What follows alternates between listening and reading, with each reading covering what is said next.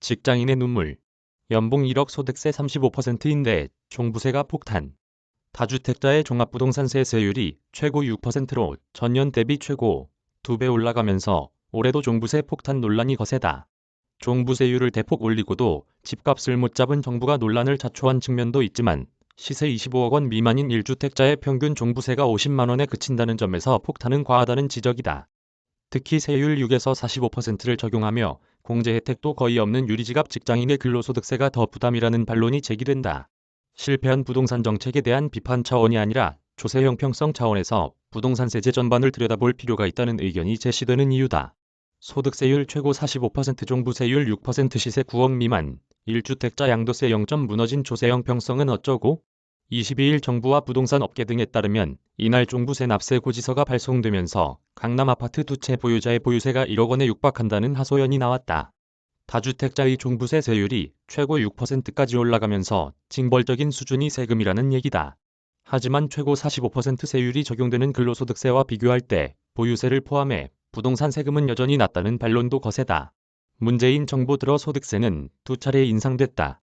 지난해 7개 과세 표준 구간이 8개 구간으로 세분화되면서 1200만 원 이하 6%, 1200만에서 4600만 원 15%, 4600만에서 8800만 원 24%, 8800만에서 1억 5천만 원 35%, 1억 5천만에서 3억 원 38%, 3억에서 5억 원 40%, 5억에서 10억 원 42%, 10억 원 초과 45%가 적용된다.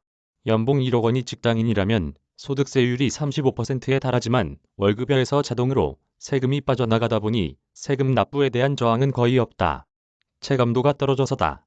연소득 1억 원이라면 약 1,450만 원이 소득공제를 받지만 시세 16억 원 이상 1가구 1주택자가 내는 종부세 50만 원 대비로는 훨씬 많은 세금이 부과되고 있는 실정이다. 같은 소득세인 양도소득세는 근로소득세와 동일하게 6에서 45%의 세율이 적용되지만 공제 혜택은 차이가 크다.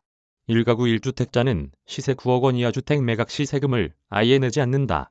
9억 원 이상이어도 보유기간 등을 고려해 최대 80%의 특별공제를 받기 때문에 양도세는 사실상 부담이 되지 않는다. 게다가 정부와 국회는 1가구 1주택자 양도세 비과세 기준을 9억 원에서 12억 원으로 올릴 예정이다. 전 국민 2%만 내는데도 논란인 이유.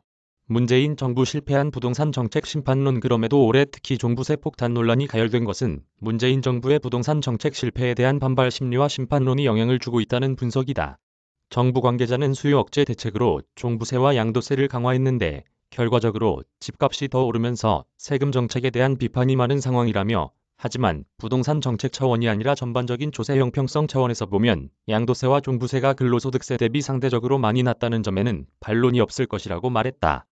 근로소득세는 높고 부동산 세금이 낮으면 결과적으로 근로 의욕을 떨어뜨릴 뿐 아니라 자산 양극화 심화 문제도 대두될 수 있다. 차기 정부에선 조세 형평성 차원에서 전반적으로 세제를 개편할 필요도 제기된다. 임재만 세종대 교수는 다주택자에게 지나치게 높은 보유세율을 적용하고 있는 것은 사실이라며 부동산 실효세율을 전반적으로 올리기 위해선 취득세와 재산세까지 전반적으로 균형감 있게 접근할 필요가 있다고 지적했다. 권하순 기자 이메일 주소. 저작권자 돈이 보이는 리얼타임 뉴스 머니투데이. 무단전제 및 재배포 금지.